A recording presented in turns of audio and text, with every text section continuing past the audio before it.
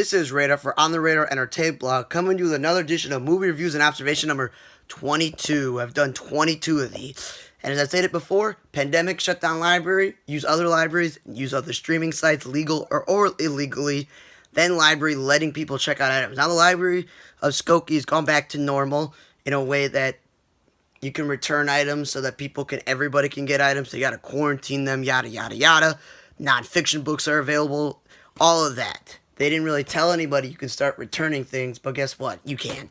So certain movies that I've waited for months because I had put a hold on them before the pandemic actually happened, and I knew I wasn't getting like really popular films, like those Marvel films or those Star Wars movies or things like that take forever. But you just wait because you're like, I can wait. So I can watch it on a DVD player in an actual TV in an actual room. So that's really what they're doing now, so everybody can get the things. So the first physical copy movie I watched this week was The Vanishing. Gerard Butler and Peter Mullen and this young guy work at a lighthouse. And it's a little psychological in a way because, they spend hours and days there. It turns into months. Nobody's coming. They're supposed to get a shift change. You know how it is. They don't expect people to be a lighthouse keeper all the time, like all year round. They have shifts and things like that. And they think they found a dead body, and then next to the dead body, they found, like, gold or whatever, like, valuable. That dead person is not dead, and he starts attacking the young guy, and they got to defend himself, and the older guy, P. Mullen's like, we can't do anything with the money, we got to just ignore it and move on. Of course, the dude who had the money took it from other people, and they came looking, and it turned into an all-out fight between Gerard Butler, Peter Mullen, and the young guy, and these other people where there's like a super big, strong, hulking guy. You're like, oh my god, look how big this guy is. And that's basically what it is.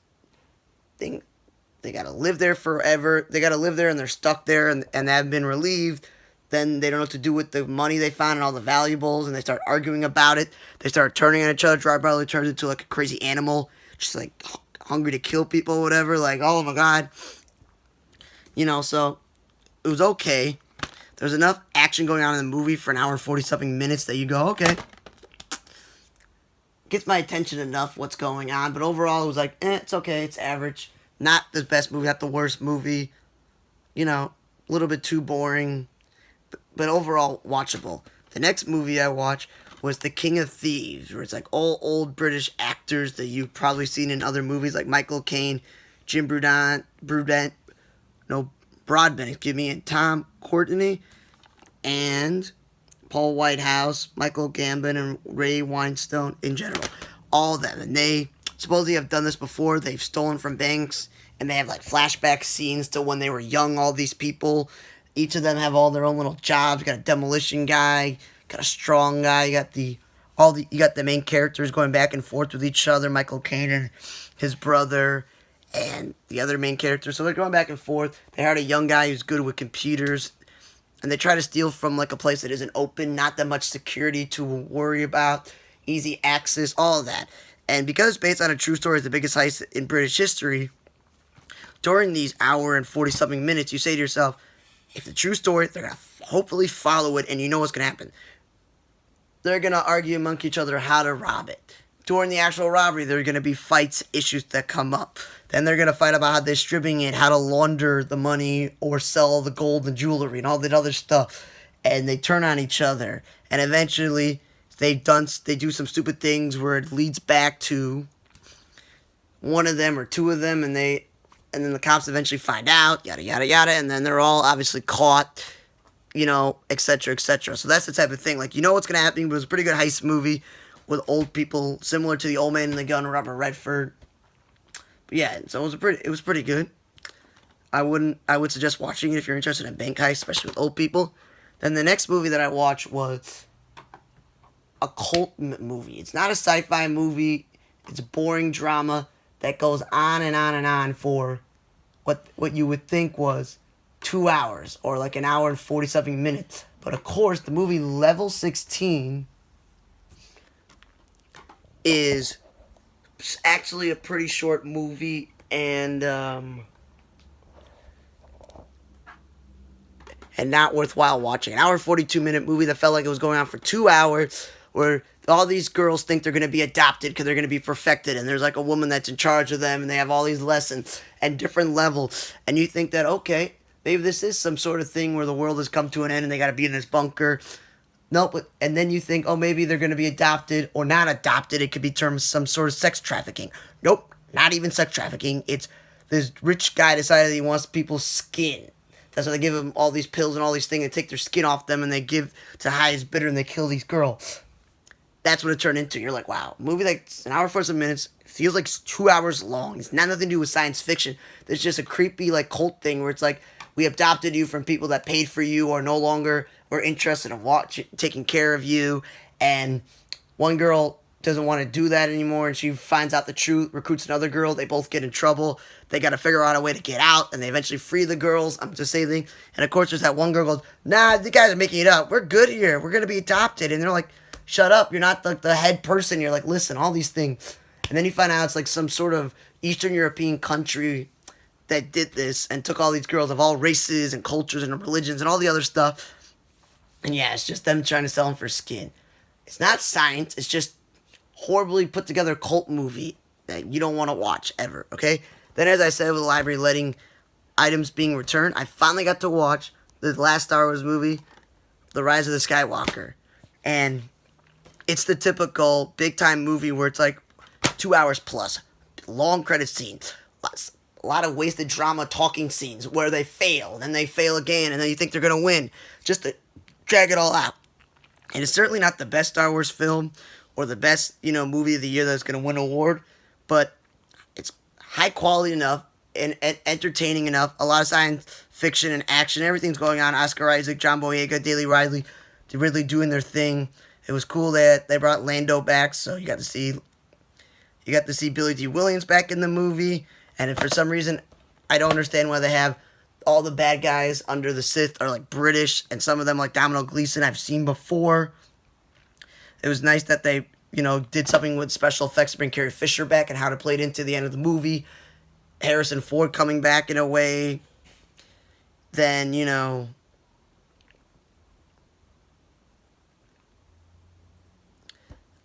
doing everything they possibly can to end it on a nice note where, Kylo Ren, not to spoil it, realizes that he's not a bad guy, doesn't want to work for the Sith, he wants to be with Rey and all that other stuff, and he's a Skywalker, and he's Han Solo's kid, so he's got to be a good guy, and that the fact that, let's bring back the Sith, oh, we thought he was dead, nope, we got to take him down, and they got all the battleships and all the other stuff, it's all cool, all these scenes and stuff.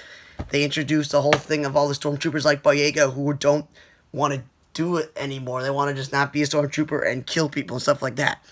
So they could have, cut it down a bit, but they had to have him fail a bunch of times to succeed. They made sure they had Carrie Fisher. They made sure Billy D. Williams. They made sure they even had Luke Skywalker back by having him in the movies as well. So they did everything. Han Solo, even though he's dead, that's the thing. So they ended it on a nice note. The only thing I would say is I would like to have seen, I would have liked to have seen them show Luke Skywalker, Mark Hamill looking down upon Rey and starting a new Jedi school, and Poe starting a new fighter school, Boyega doing something, just to kind of wrap it up. They're just like, let's just have her bury stuff, and then, that's it. But overall, definitely watch Star Wars. The next movie I watched was another movie on streaming.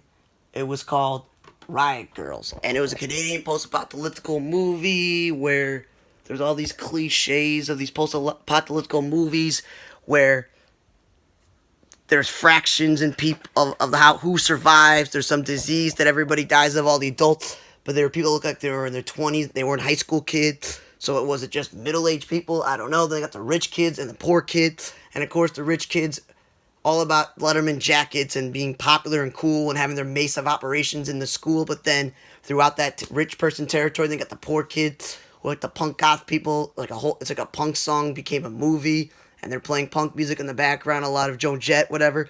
And they're trying to spoil what they're doing, and they're like fighting each other. And then the lead poor person gets kidnapped, and his sister, typical hot, like, goth chick. I mean, like a rocker chick where it's like, she's badass. You don't want to mess with her in a way, but like she's the hot one. So you all think she's, let's go. Maybe we could screw around with her, things like that. She and her friend, they made it like with a mohawk in her outfit that she's a pretty much tomboy lesbian. Like, let's just make the cliches that the two of them love each other and they're not just friends and they're bent together and she's there to protect her no matter what, killing people, blah, blah, blah. They go and try to save her brother, and then one of the people that his brother saved leads them back there. He gets help from his friends, and they try to take down the regime and stuff like that. So it was pretty cool, enough action in the movie, fighting, and good music in the background. And the fact that it was not that long of a movie, and it was only like an hour, 15 to 20 minute movie, you can watch the movie really quickly, even with the cliches of, post-apocalyptic, some disease, and there's fractions among the people, and they fight each other, and they don't like each other, and you gotta save somebody, and there's the lesbian, all the other stuff. It's like, okay, overall, I'd watch this pretty good movie. You're not gonna waste your time. Then the next streaming movie that I watched was Low Tide. It's like takes place in, I don't know, the 70s or the 80s in New Jersey, like one of those little shore towns where rich people have their properties, and they come on vacation there, but then the people that actually live there.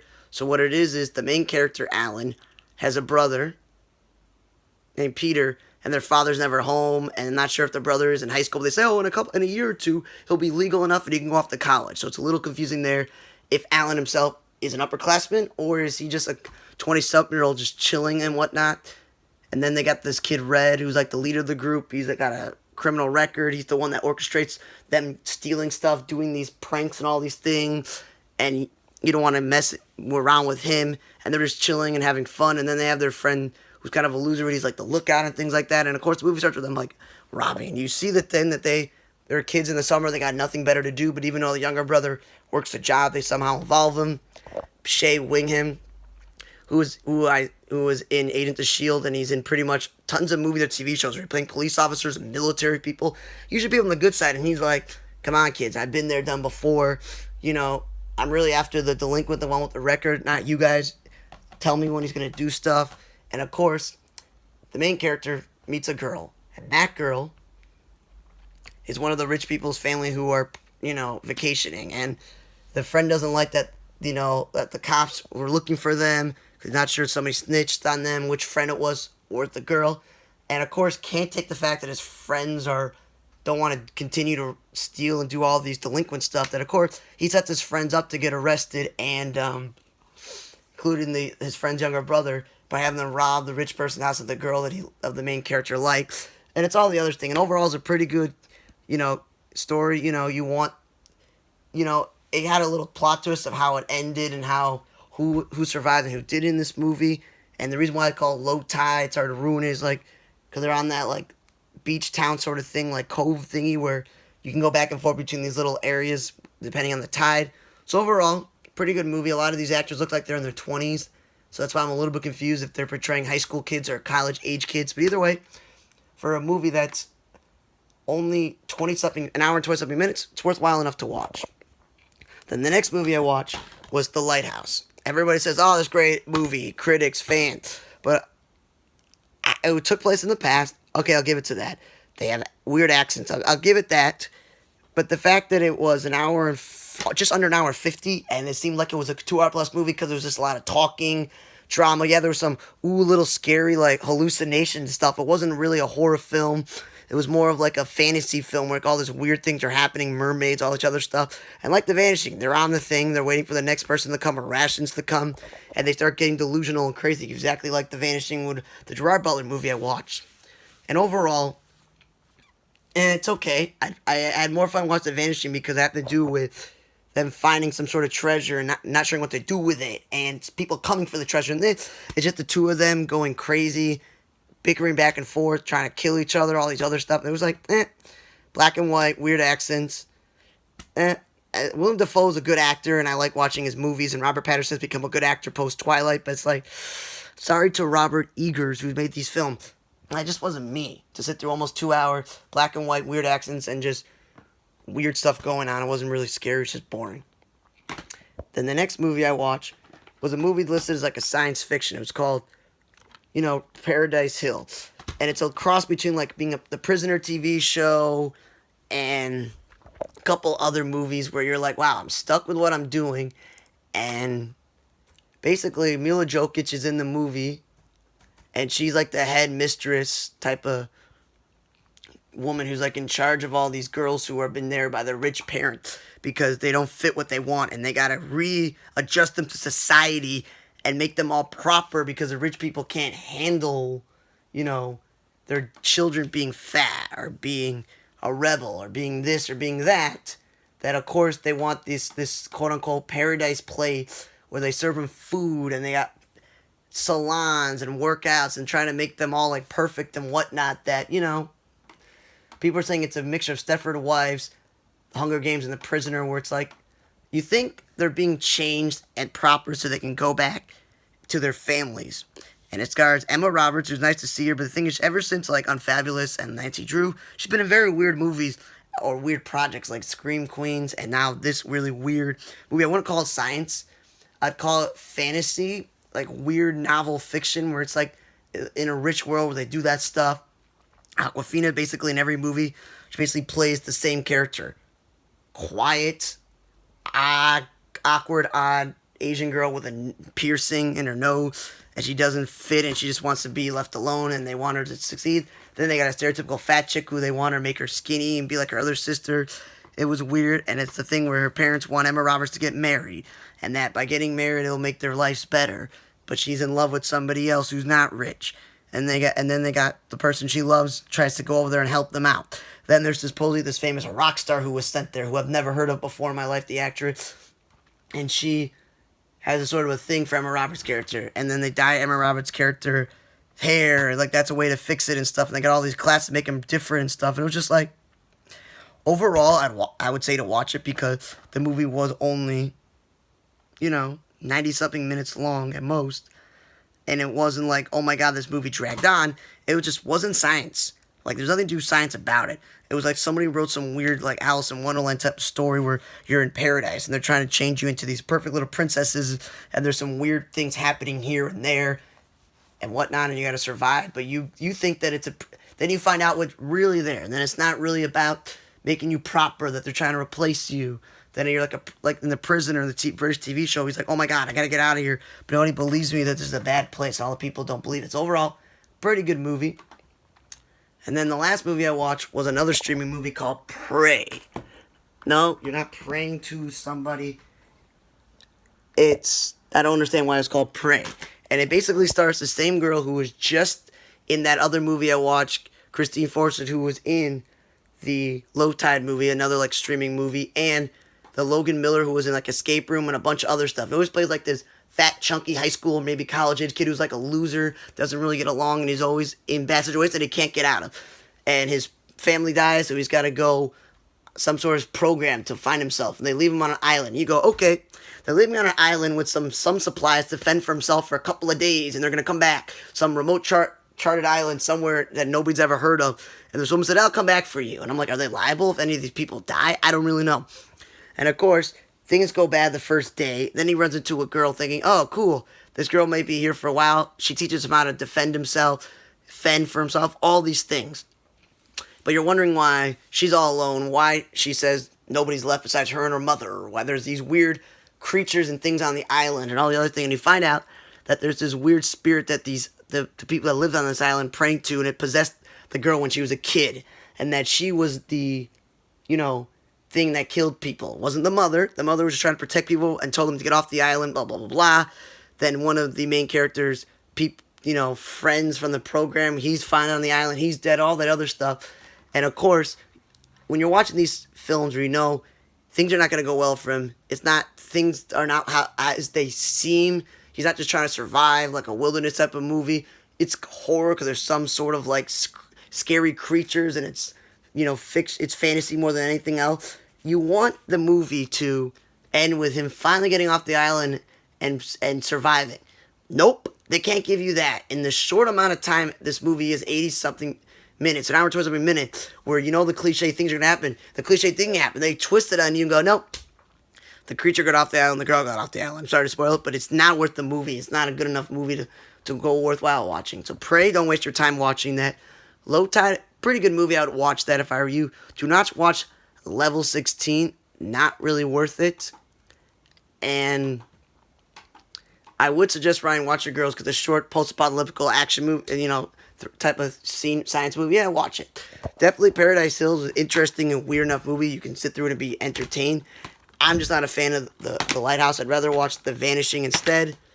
And King of Thieves was a really cool Bankai movie. And of course, watch Star Wars. Thanks for listening to another edition of Movie Reviews and Observations number 22 for On the Radar Entertainment blog. I'm Radar. See you guys next time.